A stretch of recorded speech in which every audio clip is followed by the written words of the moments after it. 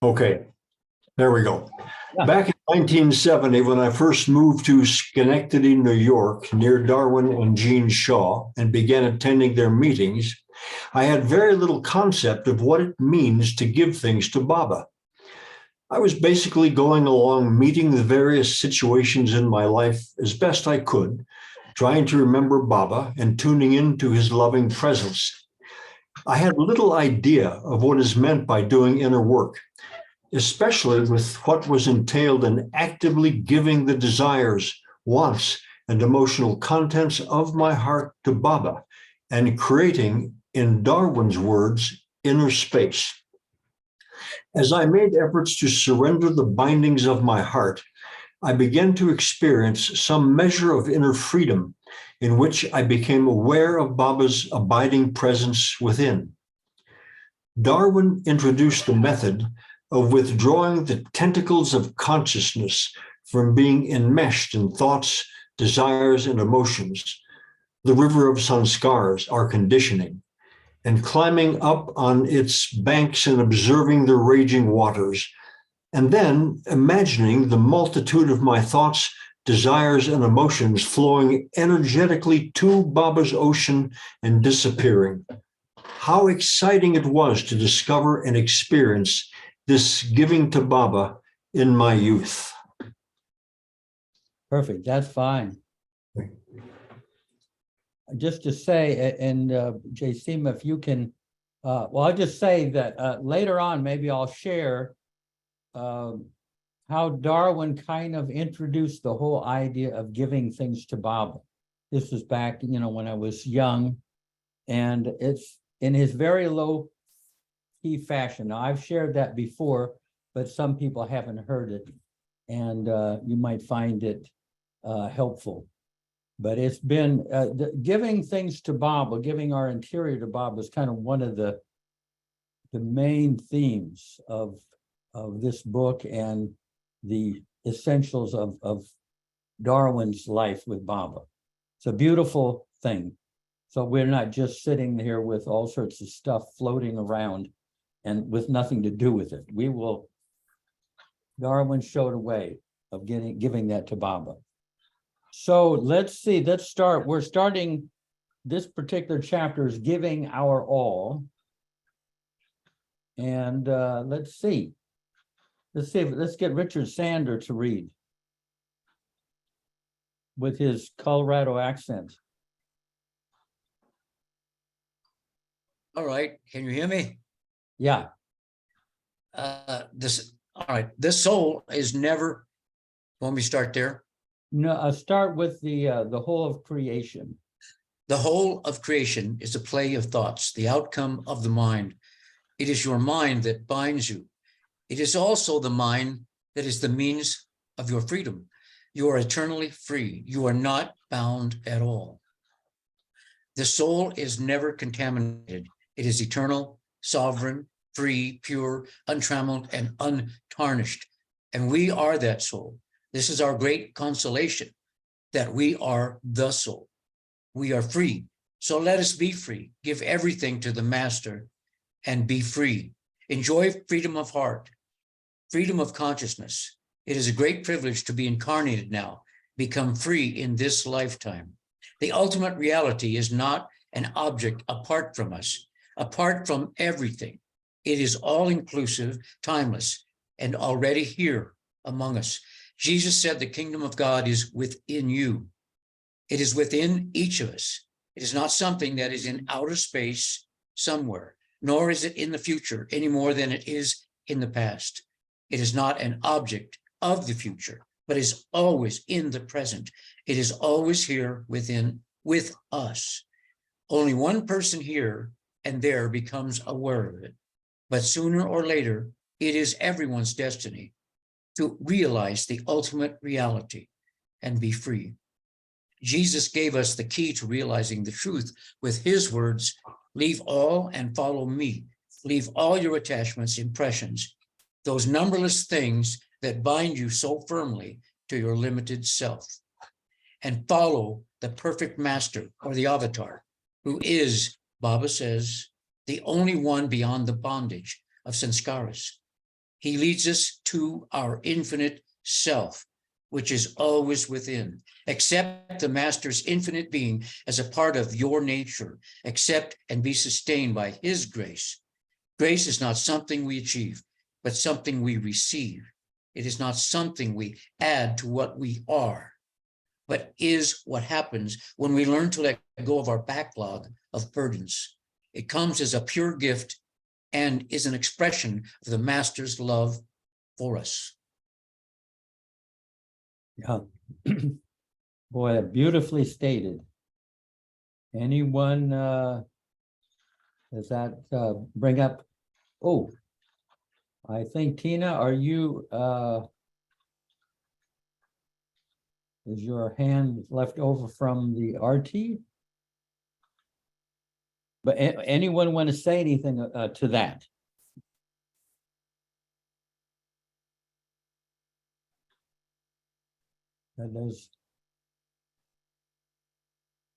How do people take Baba's words that we are the soul, we're actually free, and yet here we are, kind of bound up in this world, this life? How do you bring those two together within yourself? Because, you know, like Darwin is saying, we think, oh, well, we're going to inherit that in the future. But he's saying that it's here with us right now. How do you integrate that we are already there, and yet one part of it, and we're already there, and yet we don't experience ourselves as being there? Anyone kind of can address that? I mean, Darwin was very good in the sense that, you know, usually this stuff is thought of as future, you know, that, and he draws upon this truth within us in the present. I mean, he's very much about accessing that abundance in the present. But anybody can share what how they deal with this.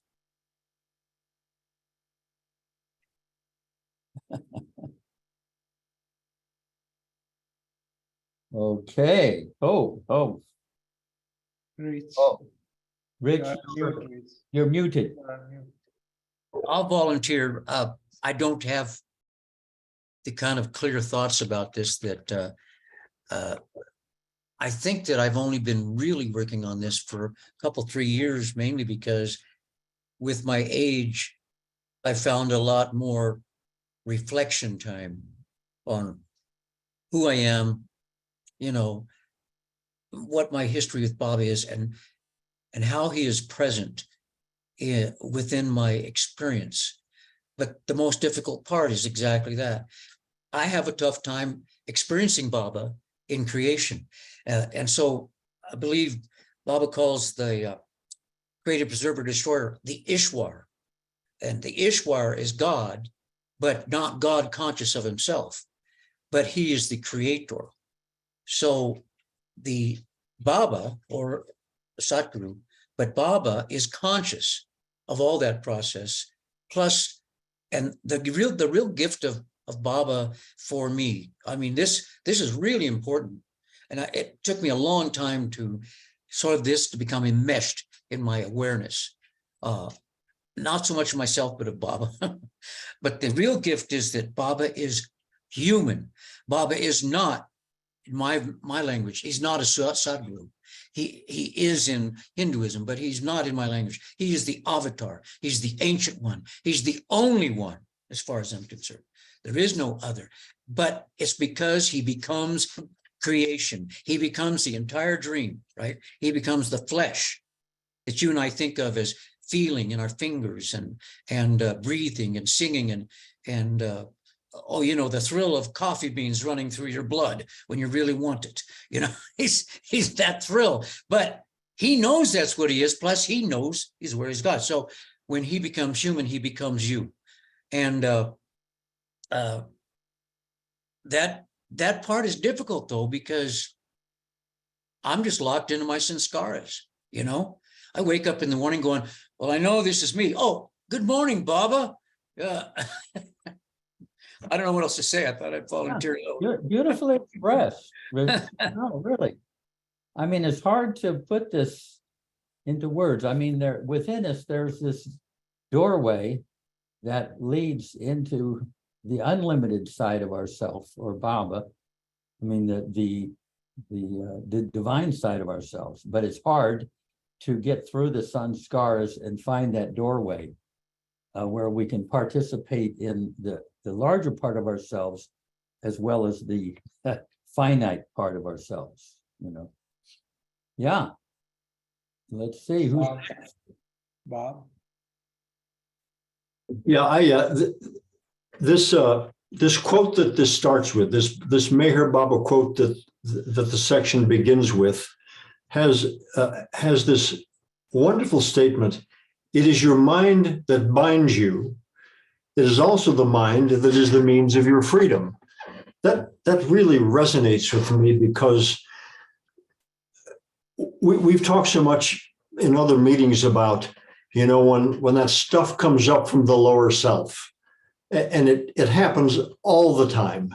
And the best that I can do in those times is to remember Baba instantly, and then perhaps repeat his name or somehow try to let that all flow to him. But the remembrance is something that happens, at least in my experience, with the mind first. It's like, okay, these reactions, these whatever it is that's coming up, these memories, these all that stuff from the lower self that wants to come up, or from the unconscious.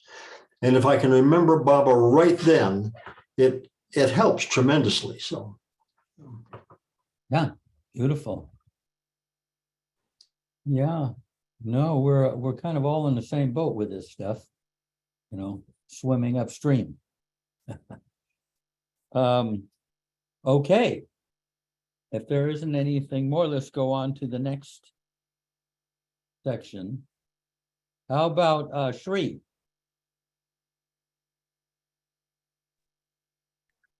Tentacles. As the soul, we are beyond Maya and nothing can bind us. However, we must withdraw our consciousness from the realm of ego desires and develop love for God, love for the Master. I liken the withdrawal of consciousness from the gross realm to withdrawing invisible tentacles. Like those sea creatures whose tentacles constantly float out trolling for food, we extend unseen tentacles into the gross world seeking experiences. Spreading out our tentacles only binds us all the more. In other words, to express our desires is to multiply them. So why do we reach out for things in the world? We are seeking distraction. We feel that is something missing. We feel that something is missing, that we will be happier if we have this or that. Really, we are looking for truth. But we get distracted by Maya and then seem to forget that God is what we really want. Baba says, most of man's suffering is self-created through his ungoverned desires and impossible demands. All this is unnecessary for self-fulfillment. If man becomes desireless and contented, he will be free from his self-inflicted suffering. His imagination will not be constantly harassed by feverish reaching out towards things that His imagination will not be constantly harassed by feverish reaching out towards things that really do not matter, and he will be established in an unassailable peace. Thankfully, we are constant learners, and one day we will learn to direct our forces within. It is a matter of maturing. True spiritual progress is best made by the mature person, one who is ready to turn away from the gross realm. As I have said before, I have felt that part of Meher Baba's manifestation is to drive everyone to the spiritual life. But even when people are following a spiritual path, many are not aware that they still have tentacles groping for things in the gross and subtle worlds. So at the outset, we have to learn how to withdraw those tentacles and direct them inwardly. Not that we are going to become introverts per se, but we become explorers within. We are going to explore who we are and what we have inside of us, such as our sanskaras. We need to become aware that we already have unlimitedness and inner freedom and make use of them in our consciousness. Yeah, beautiful. Anything to say to that? Great. Now I have a thought. When Sri was reading that first paragraph in that section, that is what Baba has labeled upabhog in the infinite intelligence. That's eating of creation. And I experienced that. I was just thinking, it came to mind when Sri was talking, that I was watching, I believe it was Roland Garros clay court tennis, when the women were playing, I think, a semifinal match. And it was pretty exciting, this young girl's trying to beat number one. That might have been the final. But in any case, and I kept thinking to myself, why am I watching this? I should be, honestly, I thought about Baba. I should be doing something for Baba. I don't, what am I doing? And I'm thinking, and so the problem becomes, so how do you live in the world with your ego, with your sanskaras? You're not going to just float off in the universe into the subtle world and go, hey, Baba, where are you? I mean, so I remember Baba. So I remembered Baba while I'm watching these two women hit this ball at 100 and some miles an hour. But I don't know where to go from that sometimes. I'm like, okay, there's Baba, and then there's me watching this tennis. I don't know. Yeah, a good question. Anyone want to speak to what Richard has said there before we go on? How can you witness these kind of worldly things with our excitement and keep Baba in there at the same time? Is witnessing these kind of worldly events just a distraction, or is it integral to our inner life? But who can speak to that? Or shall we just leave Rich just dangling there? An illusion somehow. Anyone to speak to that? Because it's very, this is what a lot of us are dealing with. And have dealt with Baba over decades. Anyone know, anyone to respond to that? Well, Sri, are you responding to that, or, well, we'll leave that on the table and we'll go on. Go ahead, Sri. Yeah. I think Jennifer had her hand up Yeah, before I did. Jennifer. Go for it, Jennifer. Okay, hi, everybody. Yeah. Yeah, it was interesting. I had a comment before that comment, but then it kind of brought something up, how do you experience the world and not be attached to it, and yet experience it through Baba? So I think what I'm thinking the question is, so I'm not a big tennis watcher, but recently my son's really into Formula One racing, and he finds that to be very fascinating. So I watched the Formula One racing at Monte Carlo, and it was a couple hours on TV.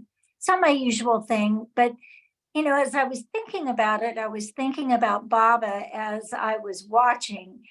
And what I found was, didn't get really involved with the who's going to win, who's going to lose sort of thing, but just an interest in what's happening out there, and thinking about, so I'd kind of think about Baba in a race car, or I'd watch these people and see some of them, the joy they were feeling and the different experiences of emotions that people were having. I didn't get attached to an outcome. So I don't really know where I'm going with that, but that's kind of how I experience it, because there's all these things happening in the world.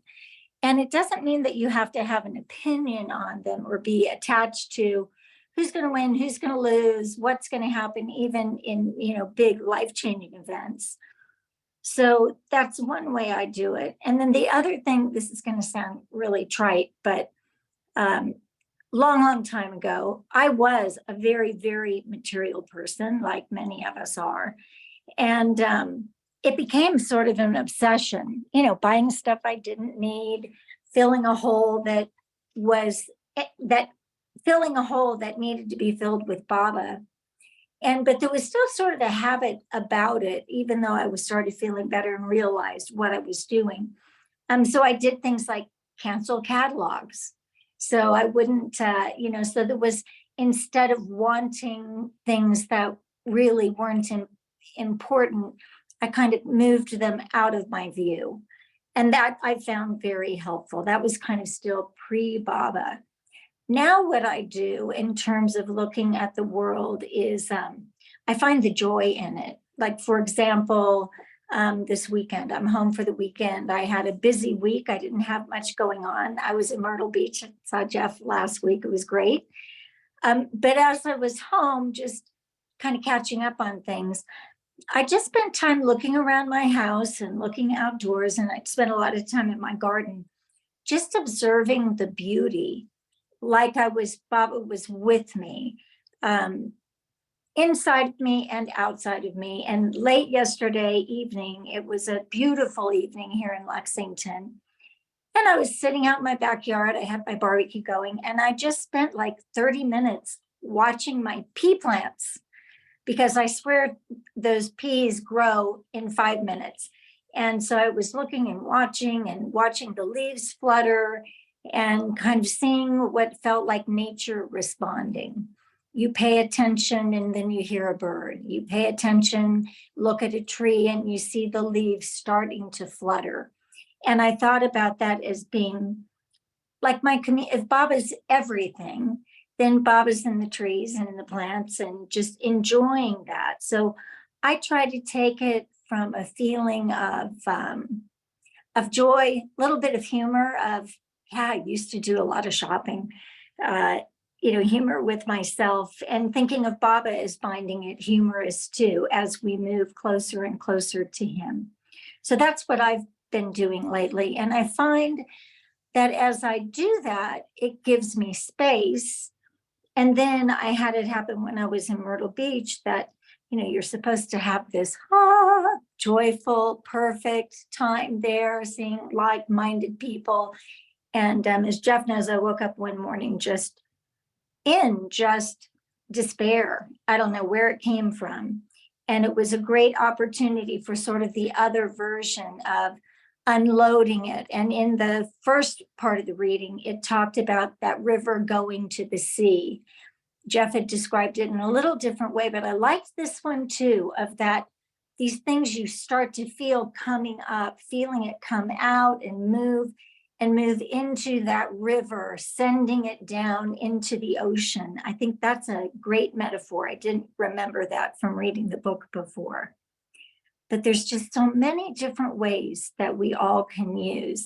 And I've been liking to use things with a little bit more humor. And then I found that day when I had that really heaviness, and Jeff kind of talked about this way of releasing and giving things to Baba, the good, bad, and the ugly. I did find relief. It didn't take a long time. It was kind of like, okay, those boxes are out. And then things cleared up. And, my conveyor belt is taking a little bit of a break, I think, until the next shipment comes up. So I like to use a little bit of humor because we're human. We've got to cut ourselves a little break. And I think, I find Baba kind of likes that, and it keeps me feeling close to him. That's all I've got. Yeah, beautifully expressed. Wow. That was a great answer to what you were talking about. And I'll respond to that too from something that came from Erich. But let's go on. Sherry? Yeah, I really like that you asked that question, Rich, because it's something that I used to kind of get, and maybe still do, I used to get mad at Baba with a lot, because I was like, why did you create this world? We're all trying to, in a way, like the entire point of the universe is God realizing himself through each and every one of us. And if we're trying to realize ourselves so that God can ultimately realize himself, then why'd you create all these tiny little distractions that deter us from that path? And I used to get so pissed because he'd also always say, oh, don't give up your duties and come live as like a hermit or something, just like be in the world. And I'd get so pissed. Anyways, I think the Bible talks about this a lot, but it's living in the world, but not being of the world. And I think, to respond to your question, I'm a huge tennis fan myself. And I remember when I was really young, I'm a big Rafa Nadal fan in particular. And when I was young, I used to get so sad when he'd lose. And as I've grown up, I'm sure part of that was just me being a little kid, but also I think you can watch sports, play sports, listen to music, all that, when you don't like attach your ego with the outcome of it. And so like Nadal losing has no impact on me. Like it's not any reflection of me in any shape or form. And Baba used to always say, like, you should enjoy life's little pleasures too. Like I think he played cricket a lot. He loved playing cricket, things like that. So I don't think it's something that he'd ever judge us for doing. It's just, you make the most spiritual progress, I think, in those moments where you see something that you can either use as a vehicle to realize, like, you don't need to attach yourself to the outcome of something and just like stay in the present moment, or you can kind of get trapped into that circle of Maya. And I often think like it's easy to go to Myrtle Beach and feel really calm and serene because it's a beautiful place, but I think you make more progress when you're, like watching a really good game of tennis or watching a really great movie. And when you find yourself start to get attached to it, like kind of snap out of it and say, hey, this isn't actually something that's happening to me. I'm just observing it, but it shouldn't be like being associated with me, if that makes sense. Yeah. Yeah, it's not like a reflection of the good and bad or what kind of person you are. Yeah, beautiful. Yeah, Janet. in the shadows there. Uh-huh. Yeah. Well, I hate to say this, but last Monday night, the Denver Nuggets were playing basketball, and I totally cared. I really did. I get completely involved. I was like, I couldn't even watch the whole game because I get so tense and intense. But I do not feel that is that's part of life. I mean, when my grandson plays soccer, do I care about his team winning? Yes, I do. I want it to. I mean, they don't always win, and I walk away and I'm fine and all of that. But I mean, my own personal take on it, and this may be completely way off, is that Baba, I don't feel that is not where Baba's guiding me to dissociate from life. I get to associate with life. I get to put my heart and caring into things that maybe don't have any meaning in the long run, but in the short run, I care. I mean, not like exactly that my ego cares, but it makes a difference to me. And enjoy that. It's part of for me, it's part of the joy of life to care about things like that. And yeah, and I mean, every morning I do the Baba, now I give to you all thoughts, words, and deeds today. And I think of like what Charles has said about Elizabeth and her taking time to be silent, and the day becomes the answer. And I mean, that doesn't, and for me personally, I mean, I'm maybe not a good Baba lover, but I don't think about Baba every moment of the day. I really don't. I mean, I'm like, when I'm involved in work, like I was today, I'm involved in work and involved in dealing with people and trying to help solve problems. And I feel that Baba is with me, but I'm not at that moment necessarily in that state of mind. And yeah, like I say, maybe I'm just wicked bad and a big disappointment to Baba, but I don't feel that. I feel perfectly normal, and that it's okay for me to be human and live my human life.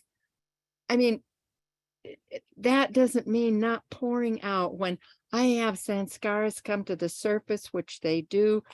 Ugh, working hard at pouring those out and giving those to Baba and not letting them get in the way of relationships and stuff. But yeah, I give myself more space than what I sense maybe I'm not supposed to, but that's how life has richness for me. How yeah. So that's what I have to say. I agree with your method. That's what I do. I get into you know, even if I get disappointed, it's a privilege to get into things.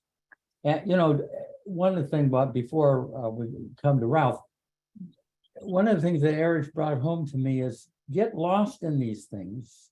When you get lost in your work and watching a game or something like that, Baba can live through you, even though you're not aware of it.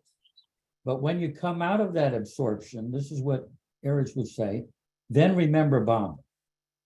When you remember to remember him, is what he said.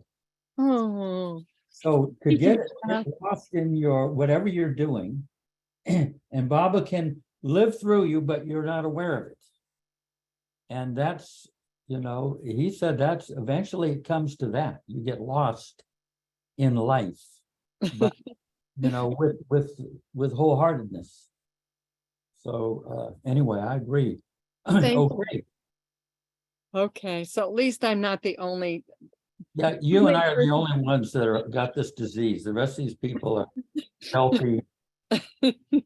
Okay, thank you. We're the only ones on medication. No, I'm not joking. That's true. Okay. Ralph. Ralph. Ralph, you want to press your unmute? There we go. Yeah. The other night I was watching a movie. It was a kung fu movie. Jackie Chan. Title was Rob B. Hood.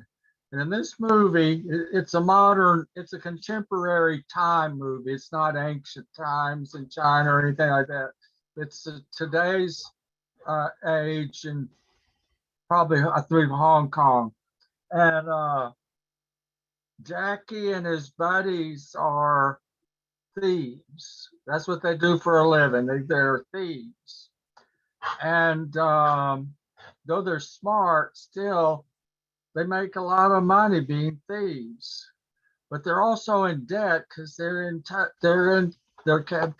too many contacts with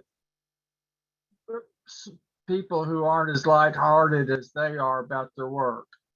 And in this movie, they get tricked into, they have certain ethics, and one is that not to kidnap anyone. Well, a partner of theirs gets in debt, and life is being threatened by this big hood, and he tricks her, and this hood wants this baby stolen from a billionaire family because he thinks his son was the real father of that child. His son is deceased. His son was insane, actually.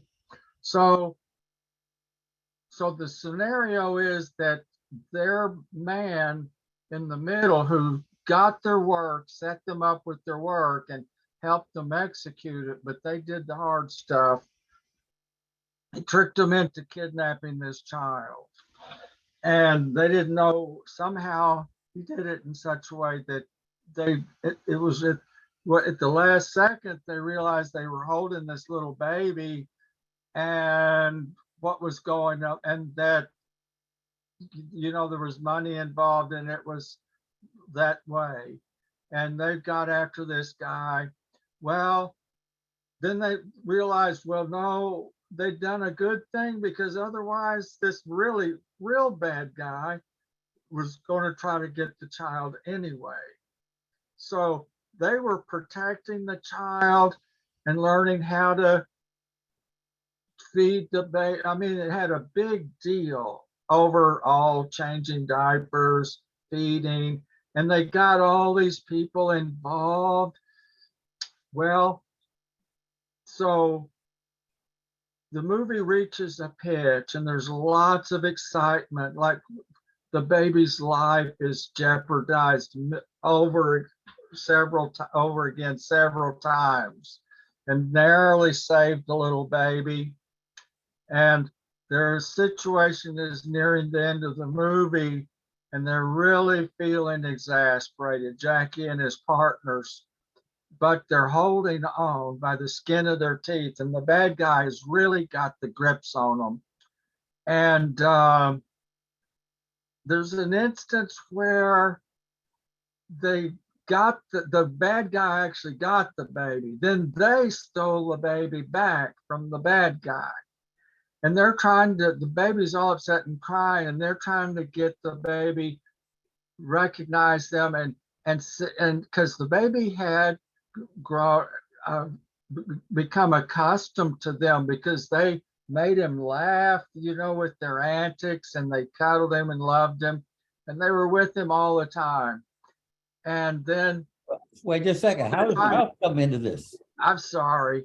So then the baby, so then they are doing all these things to get the baby to cheer up and quit crying and relax.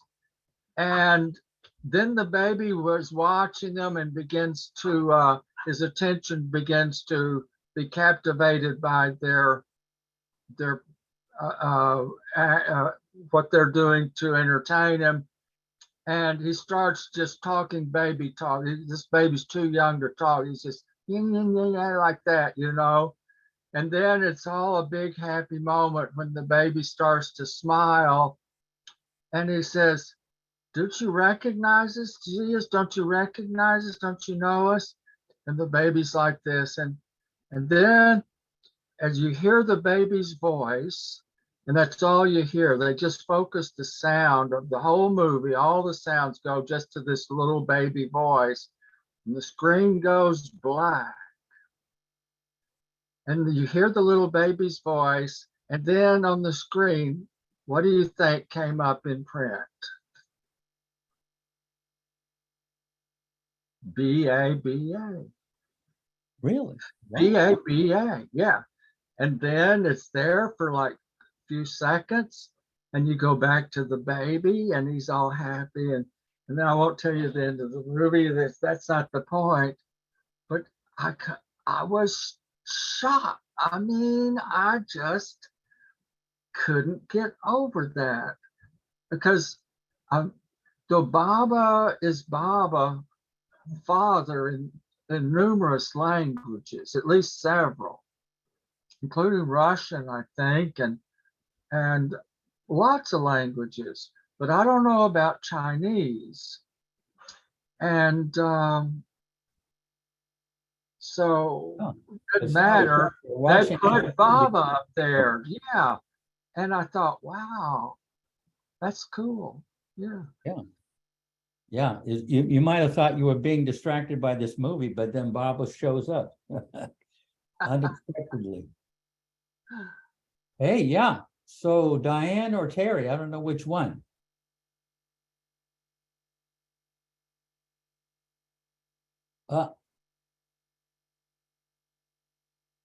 Thank you, Josima. Janet, last week when the Nuggets played with the Heat, it was the most fun for me because I did not care one bit. My Lakers had already lost, and I have been dealing with trying to detach from things and just be in the experience with no agenda with the outcome. And I was keenly aware that, because Terry and I wanted a Celtics-Laker show off, because that way she'd be happy either way. But alas, that's not how life had it. It was not Baba's will. And it was glorious to just be present and experience it and not care, just enjoy that people were doing their best, that it didn't matter who won, that each person was doing their best. And then there's another discussion I want to have, and I don't necessarily know if it's about this paragraph, but it's been coming up a lot for me. And we saw a play yesterday called The Mountaintop, and it imagined Martin Luther King Jr.'s last evening before he was murdered. And it became really, really clear for me while I was watching it that this was another example of Baba's will. Because, I mean, he was stopped. I mean, Martin Luther King's work, I mean, it was so much about that he had so much more to do. But his time had come. And realizing that I might not understand, there's a lot of people who are suffering in ways that I don't understand. And if I could do something about it, I would. But instead, I need to kind of step back and be in the experience without measuring the outcome. Hopefully I made sense there. Yeah. Well, maybe we'll get around to that particular thing. You mean your remote control isn't working, kind of. But I have to take a little fun issue with Diane. It did matter who won. Yeah. I'm sorry, Diane, about that. You're I just, absolutely know it mattered for you. And I'll go for Janet. We I'll go were for talking Janet. about the freedom we have because we didn't. no, I totally Sure about the understand what you were outcome, talking yeah. about. I totally get it. I'm joking. But Mazel Tov. Okay, Michelle? I have two trains of thought. One was I was at my cousin's in Paris, and they watch a lot of football. And it was like I'm watching these games and I didn't care. Although I knew that I needed to root for whomever my cousin was rooting for, but that's another thing. But you know, this talk of letting go and giving it to Baba and outcomes. I got big things writing up on the outcome that I want. And I don't know what he wants. And I'm his, and I have to allow and let go that whatever the outcome, I have a bone biopsy tomorrow, just so you all know. So I'm not out of the woods, it seems, and I don't know what that means. And so giving it to Baba is all I can do. And I have today, and it was a beautiful day. And I can go outside and look at the garden that the flowers I just planted, and I can watch like so many times. So I'm, what Jennifer was talking about, just being in that moment and watching the birds and really enjoying the morning sun and all of you. And I heard a very exciting race to watch is the Kentucky Derby. So that is something that I've heard that maybe you should watch the replay of that. My friend told me about, somebody I write songs with. But that's really all I have to say about outcomes and observing life and teams. Jai Baba. yeah. Yeah, I wanted to mention something that I got from an exchange with Erich that you might find very relevant here. It's without giving the whole background of it. The one thing that I gathered, this is back in the mid-70s from Erich, is that how we feel deep down is how Baba feels in us. In other words, there's one heart. This is what he conveyed to me. There's one heart. If and I'm on one side of that heart and Baba's on the other. If I'm happy, he's happy. If I'm depressed, he's depressed. If I'm enjoying myself and having a great time, he is. It's not like he's off somewhere else. So he brought that home to me. However I'm feeling is how Baba feels in me. So there's no separation of Baba being somewhere else and me being in one place and he in the other. So how you can be in an event, if you're following how you're feeling, that's how Baba feels in you. So what he brought home to me, that's one of the direct meditations on Baba. It seems like, oh, I'm just thinking about how I'm feeling. But no, that's how Baba also feels in me.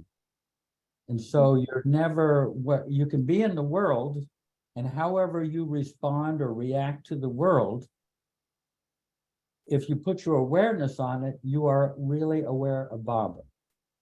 You know, if you're feeling jealous, you know, of some circumstance, Baba, I take it, Baba in me is feeling jealous. It's not like Baba's just plain not jealous. He's over here. He's not jealous. He's God. That's one definition of who Baba is, but he shares what we experience. I'll give you an example. There's one woman here who I think maybe is bipolar or a disorder. And many years ago, she was in a mental institution and she was in great despair, the darkest period of her life. She was in such despair that one of the older inmates was holding her like a daughter because she was, you know, this older inmate felt such compassion for her. And when she was in this great depth of despair, because she was a Baba lover, she called out to Baba. And she heard Baba say, "This is hurting me more than it's hurting you." So how we feel deep down is how Baba feels in us. And we needn't feel like we're experiencing one thing and Baba's over there, aloof, and not petty the way we are, or jealous the way we are, or anxious. So that, like, there's a lot of people, Baba people say, I'm feeling anxious, and that feeling anxious separates them from Baba. It needn't, you know, Baba is anxious in me. It's there, so that there's always that oneness. It's not like Baba's one place and we're the other in another. So anyway, that's what Erich brought home to me early on. And so that you're never alone, because how you feel deep down is how Baba is feeling in us. Does that make sense? I don't know. I found it invaluable in my own life. I should ask Goer. What do you think? No, you're absolutely right, Jeff. You cannot separate. So whatever you're doing or feeling, like if I'm doing something, I will always ask Papa to come and join me. So if he's there, then obviously he's feeling the same thing I'm feeling. So it's exactly what you said. Yeah. Yeah. Whether it's sadness, whether it's happiness, whatever.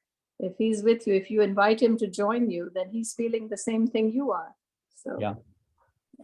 Yeah, even if you're doing something so-called wrong, he joins us in that. You know, we think, oh, Baba wouldn't. I'm here. I'm robbing this bank. Baba wouldn't be. You know, Baba's like disapproving over there. No, he's actually right there robbing the bank with you. I mean, that doesn't mean you give license to robbing banks, but okay, let's go ahead on to the next thing.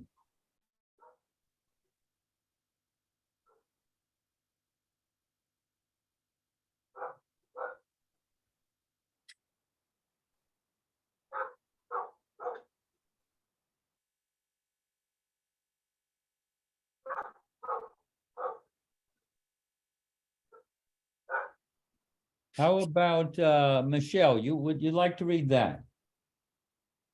Sure. Prodigal sons. We think of Avatar or Messiah as the one with the divine power and authority to remove all of our burdens and give us salvation with a sweep of his eyelashes. Well, Meher Baba could do that, and he would give us brief experiences like that now and then. But he also has pointed out, especially in his discourses, that while he is with us all the time, helping us, and his grace is always with us, we do have some work to do in the audience stables of our subconsciousness, where sanskaras sit waiting for expression. Around Baba, the problem of dealing with sanskaras was given immediate attention. The heart center would open almost imperceptibly, and without an outward sign, Baba would remove a whole host of inner barriers. Waves of love that were coming from Baba all the time would break down the ego, melt the heart, and dissolve massive amounts of one's sanskaric rubbish. And Baba's precious love glances, which remain indelibly imprinted on my consciousness, would convey the beauty and sweetness of the divine beloved. Soon I would find myself swimming in the ocean of light and love. I would experience an instantaneous lifting of veils so that I could see more clearly within. Inner realms of his being would be revealed to my consciousness, and I would have the experience of seeing God everywhere. These experiences were the means Baba used to inspire me to continue making efforts to decondition my mind of sanskaras, as Baba says we must do. This meant that I had to discover what I was thinking, feeling, and doing, and I would have to discontinue and what other thoughts, feelings, and actions I would have to adopt. So we have to keep working in order to retain the inner freedom. We have to discover what we need to do in the refining process. In this way, we gradually get spiritual understanding that will sustain these experiences of inner freedom. As Jesus said, "If ye continue in my word, then ye my disciples indeed, and ye shall know the truth, and the truth shall make you free." Through asserting the truth, we banish the false.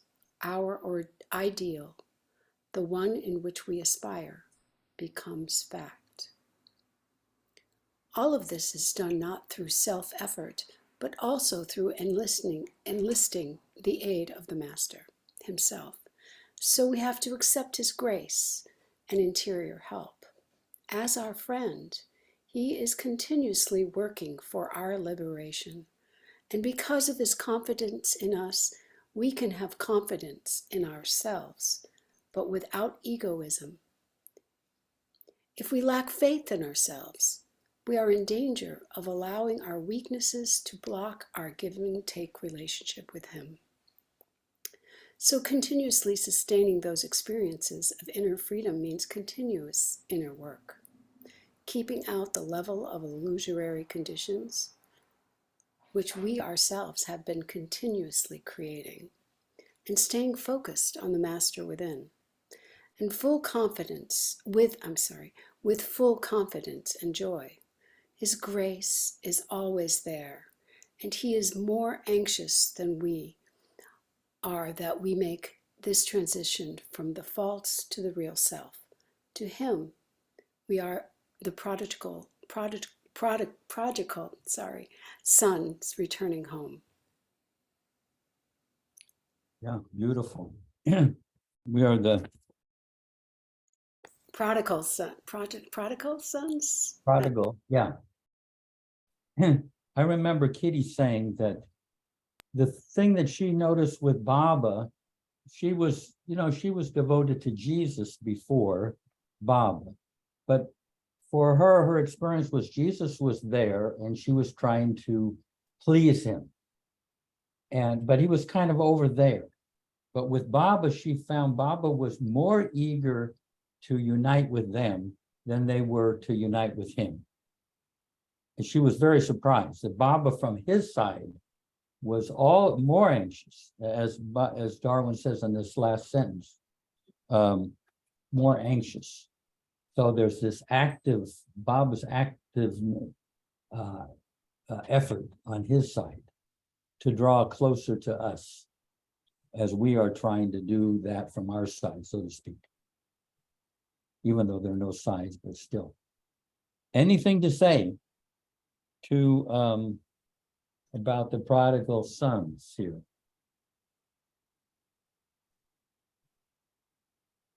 But just to read that sentence again, his grace is always there, and he is more anxious than we are that we make this transition from the false to the real self. To him, we are the prodigal sons returning home. Anyone have, oh, Rich. I have an open mind about opening my mouth. Well, what I wanted to say is it's a little more personal, I think, for me.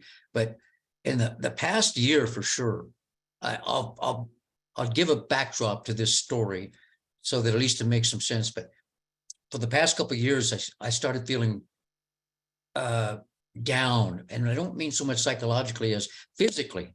I'd always had lots of energy, and I really couldn't figure it out. And then last winter with the cold and whatnot, I thought I was dying. I thought, I must be dying. I'm kind of young for that, but I don't know what to say. So it turns out that when men have prostate cancer and they have benign prostate, well, what happens is there's a growth of material that starts constricting the urethra, and the urine backs up in the bladder. Then it starts to block the flow of the kidneys, and then you get blood poisoning. And so for all winter, I could do something for 2 or 3 hours, and then I was like done. And I'm going, what is going on with me? So I finally went to the urologist, and part of it was procrastinating for 2 years. So it's disappointing, but got a drug, and then I had a procedure recently. So I am feeling, I'd say, almost twice as good as I did all winter, every day, all the time. And sort of a lesson in that is it forced me, of course, to think about Baba a lot more, because I couldn't just go rambling out into some, yard work or mechanical work or any kind of work and be happy. I had to deal with not having any energy. Well, anyway, the point of all that, going back to the prodigal son thing, is all of this started forcing me to reflect on my entire life and what seems to be, I don't know how others Baba lovers deal with this, but wouldn't it have been nice if I could have just from the get-go go, oh, all right, I need a clean slate. I got to clear up all my thinking and my sanskaras and my desires and my hardcore sanskaric knots, but that's not the way it worked for me. I had to go through all these processes of ups and downs and sufferings, sometimes getting a little desire fulfillment, and then other times having that crash and burn like a plane over in World War II. And it really, I was sustained more in the long run by Baba, just Baba. We all know that. It's Baba's grace. That's all it is. But in the meantime, I could go through all this and eventually always know, sometimes by going to Myrtle Beach, sometimes by talking to Bob Yeager, sometimes by just praying, whatever. But I think what all that comes down to, for me to make this shorter, is that I feel better now. Like, okay, now I can be my age and I have some energy. And today I did a little project on a car, and man, I was really enjoying it. A nut here and a bolt there and some grease here, and a wrench there. And I was going, wow, hey, I'm not feeling tired or dead. So anyway, I was supposed to say this with a tint of sadness or something, but bottom line is that Baba has pulled me through this again in some fashion, is to make me really, really remember what's important, really important. And it turns out it's him, but I have a great deal of, I think, regret, is that the right word, for sins, all my old karmic stuff. And I can see some of it, but who knows how much there is, to go. But now I have such an appreciation for, I talked to a young couple today and they're having a blast at 36 riding mountain bikes out here where I live, and they've got like $8,000 bicycles on the back of their, $30,000 vehicle. And I don't have any real money, but I can see how cool that is. I can almost see their enjoyment. And that is what's the grace of getting old, I guess. If you've been through some stuff, but so everybody's got their past, but that suffering it's odd to me because I know that Baba has pulled me through a tremendous amount of it. And I'm really grateful for Meher Baba in my life. Thank you. Beautiful. Yeah. No, I know. We somehow still stay afloat in spite of everything with his grace. Anything more to say about the prodigal son, that particular discourse?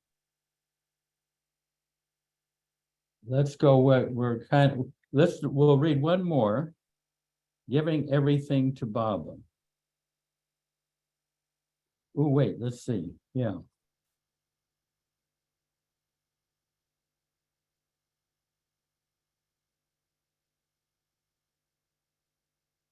Jay Sema, when you bring that up, let's see. Giving everything to Baba. Yeah.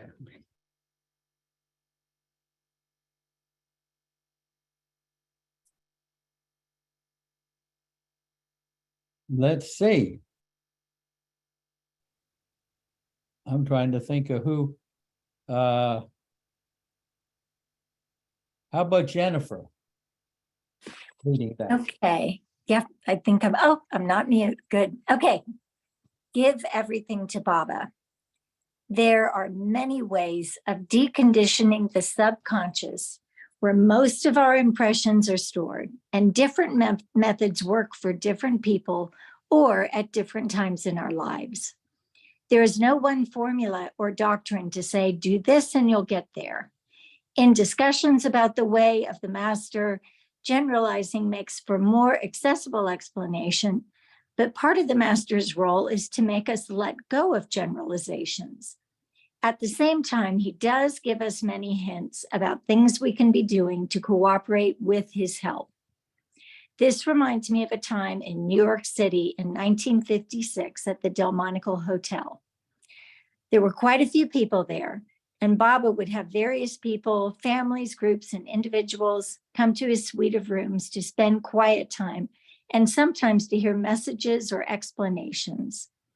On one of these occasions, Baba said to my family and me, a theme he was to repeat several times while in America, one must give everything to Baba if you really love him. He is in everything and everyone. You belong to him, so keep nothing to yourself. Give it all to Baba and be free. Give your whole self to Baba. Your pain is Baba's pleasure. Give it all to Baba. What you feel, Baba feels. It is Baba in you, doing through you and feeling in you. Baba is the whole universe. Love Baba with all your heart. Moreover, as I recall, Baba added, this will please Baba. For me, this was the icing on the cake. So thinking that over throughout the years and putting it into practice, I have found this message from Baba to be ever more practical. I concluded that Baba meant everything, our moods, problems, and complexes, our worry syndrome, our sense of gain and loss, and more of the ego, of course. I discovered that really everything, we can give him everything and be free inwardly. Now, anyone kind of want to venture out on how you give things to Baba? I mean, Baba says to give us, our pleasures, our pains, our good and our bad, our joy and sorrow.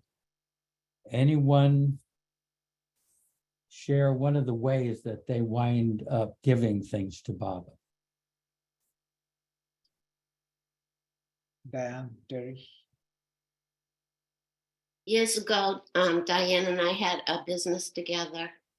And one of the places that we went to for a trade show was in Reno.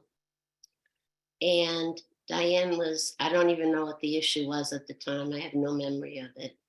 But this was way before our connection to Bubba. Even though he had us, we didn't know he had us yet. And we're in Reno, and Diane is holding on to whatever it is that's messing with her. And I said, come over here. And she said, yeah. And I said, put whatever's in your head, the things that are disturbing you, put them all in your hands. No, we're on we have a huge floor to ceiling window overlooking the town of Reno. And then in the background, the Sierra Nevadas with Tahoe on the other side.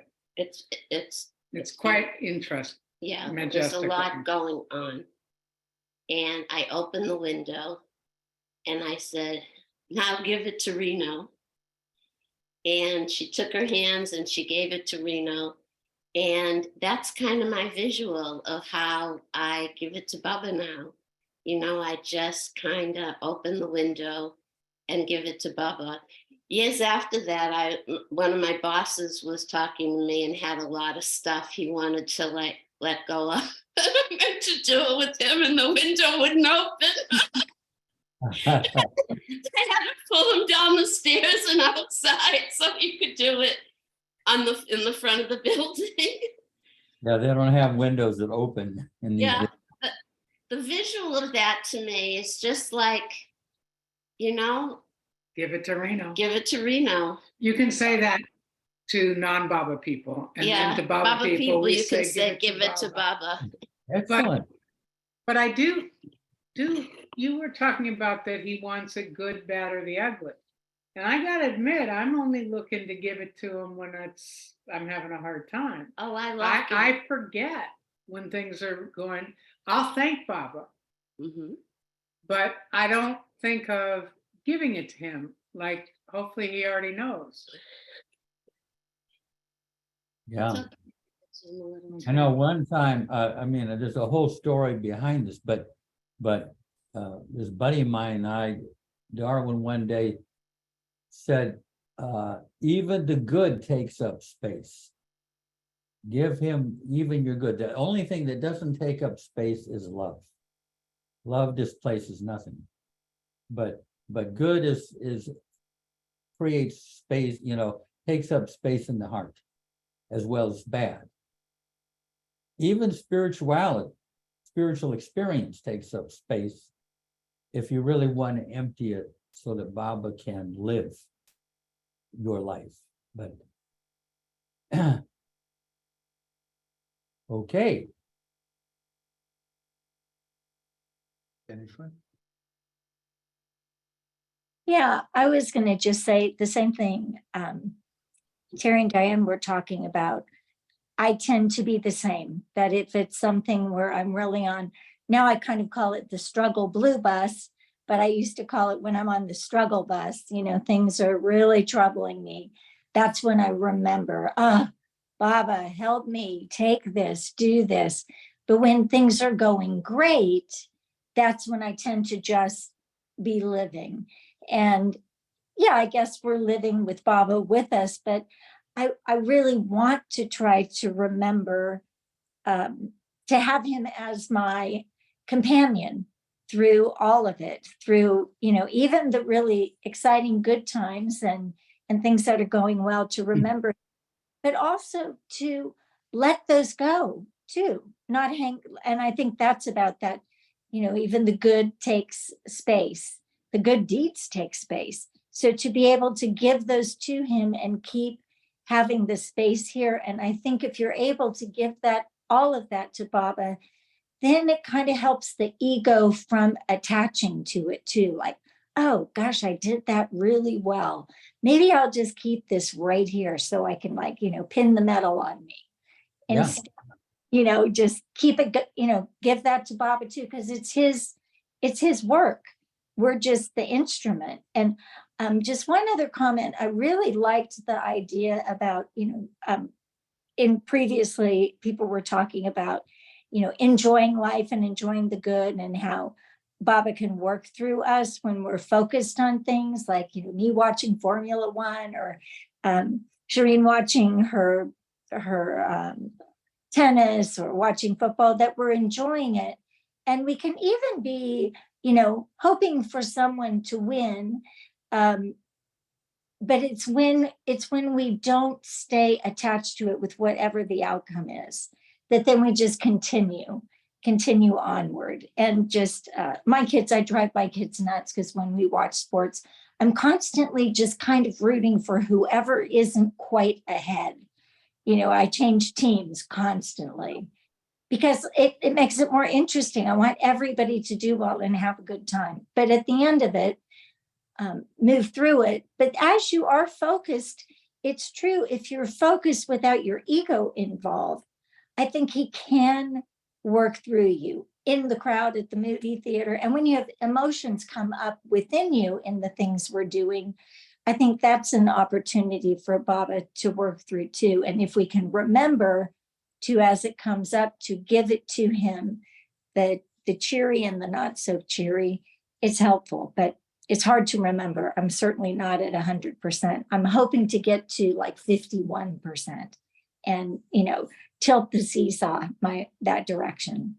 That's it. Thanks. Yeah, beautiful.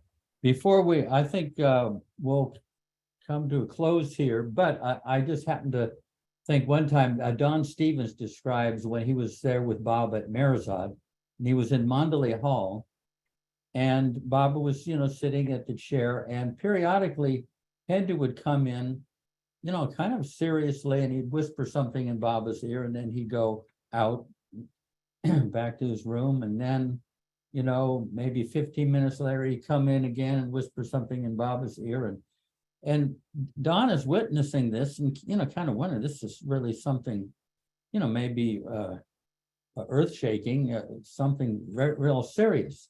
But he found out later what it was is Hindu was telling him that the ongoing scores, I think, of the cricket match between Pakistan and India.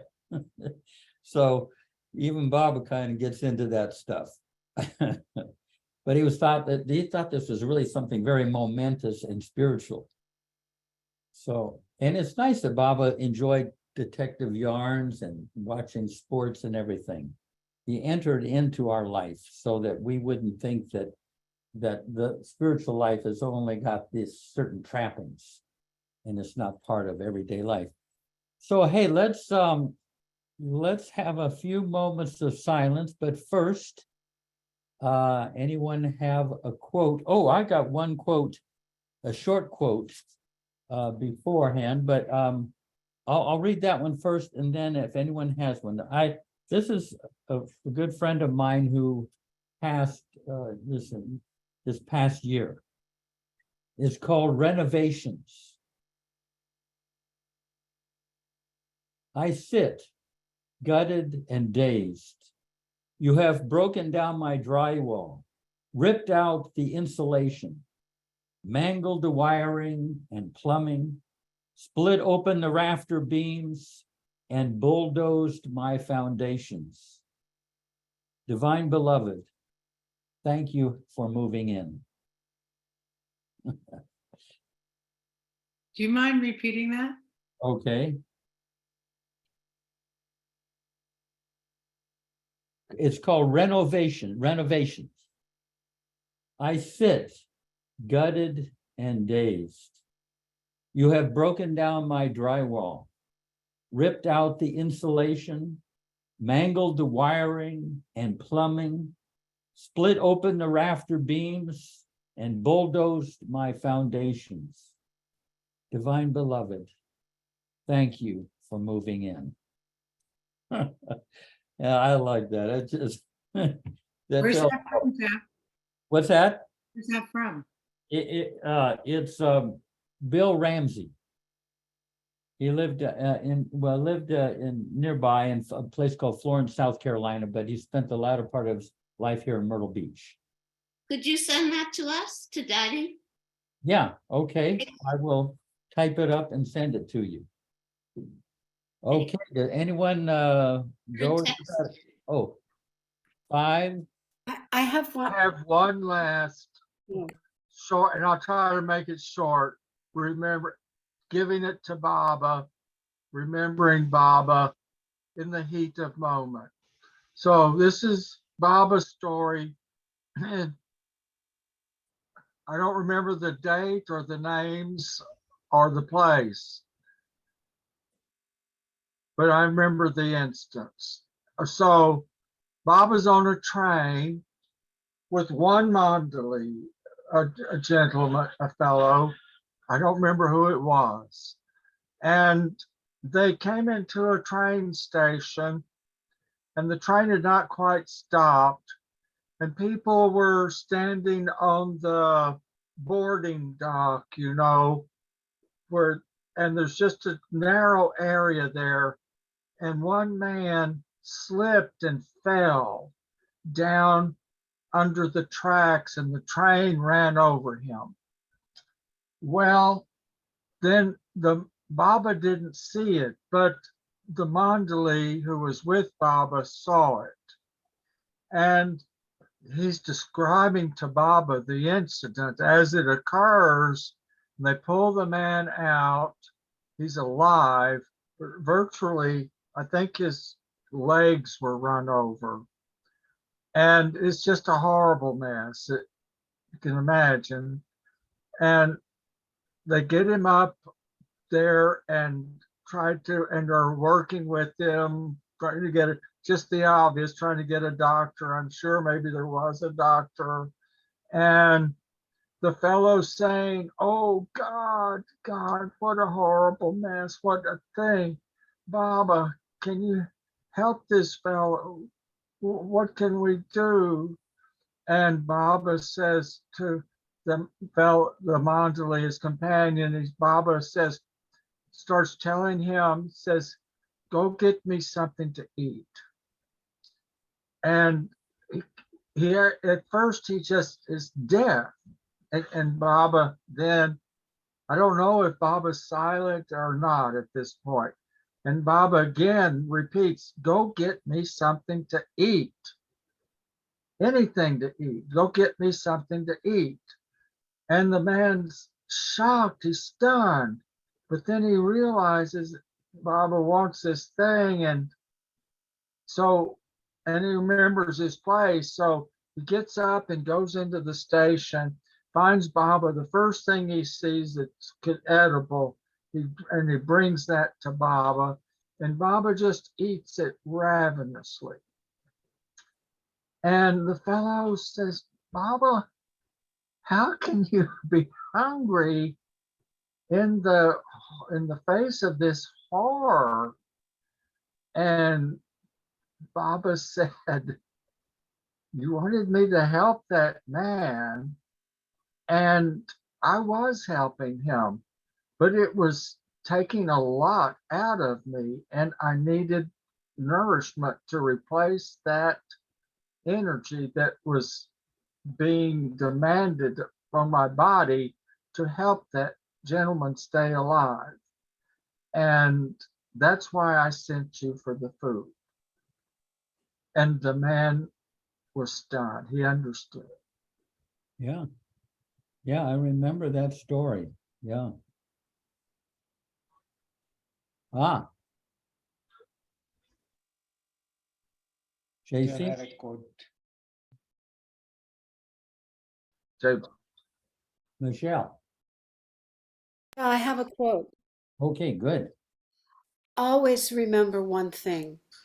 All your relations in the world, your father, mother, brother, sister, and friends, are only your companion for the time being.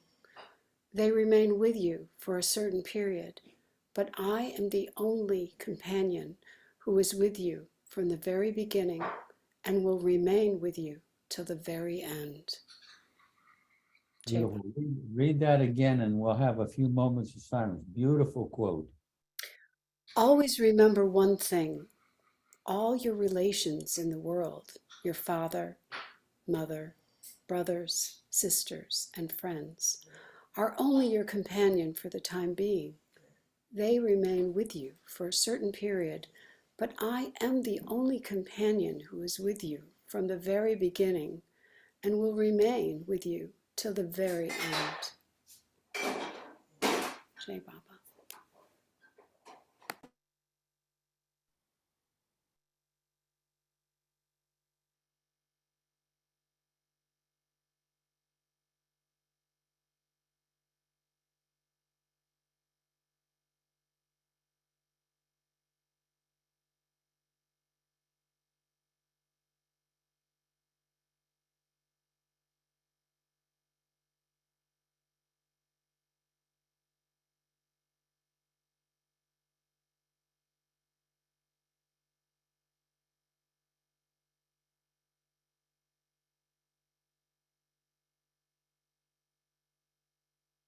Yay, Baba.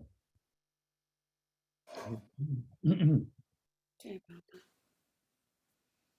Well, we covered Yeah, some. well, Michelle. What's that? I was thinking of Michelle all week for some reason after last week, Yeah. I was just thinking of Michelle and Marvin. I was thinking, I wonder what's happening. And I'm glad you showed up tonight, Michelle. Yeah, we Oh, thought of Jai you Baba, last. we were in France for Oh. 12 days. Hmm. So we took Aaron, and that was a wonderful trip. We saw Armel. I don't know if anybody knows Armel. What is Armel's last name? I don't know. But the last day we spent the afternoon with Dagmar and Lorelei in that magnificent apartment and had tea, and that was a really beautiful afternoon. And we were so tired after seeing, because we played Taurus, and it was a wonderful. We went to Momont. We went to Sacré-Cœur, and I didn't know what day it was. I had lost track of time because you lose a night, etc. But I was like, that is a very special place, and I lit a candle for my mother, for Aunt Mary, and Mara was everywhere. It was so. I felt this presence. I never met Mara, but it was. I was. It was electric. It was very beautiful. And then it turned out it was May 20th. I did not know that. But 20th. And it was also the day, I was also thinking of Irene, and Irene went to Baba that day. And so, but yeah, we were just in France, and that's why I haven't been on Zoom that much. We thought of you during our But silence. there's other things going on. Yeah. Leather. Baba's got me, God alone is real. He does he does his work to bring us closer. And the outcome, I hope the outcome's good. I mean, we all have expiry dates, but I hope mine's not coming sooner than later. Oh, Baba, sorry. Baba says it's infinitely better to hope for the best than to fear the worst. Infinitely. Didn't just say it's better, but it's infinitely better. More in alignment. I'm in his hands. Yeah. So everyone, well, Sabine and Johannes, did you manage to stay awake during the? No problem at all. Good. Yeah, I was struggling a bit today. 5:30 though it is there, right? Probably Sorry? 5:30 there right now, right? Yes. It is. Okay, well, wonderful to see all of you, and keep Baba there. He doesn't go anywhere. Jai Baba. Hey, Baba. Yeah, although we're gonna have Nasreen to Finish it off. end the evening. Okay.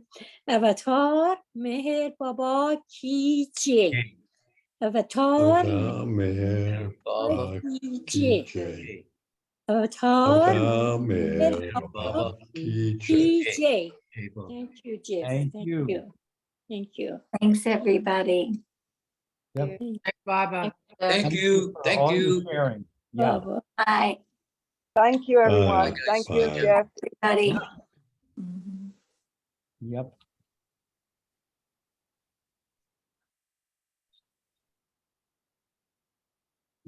Thank you. I have some, I have those songs now that I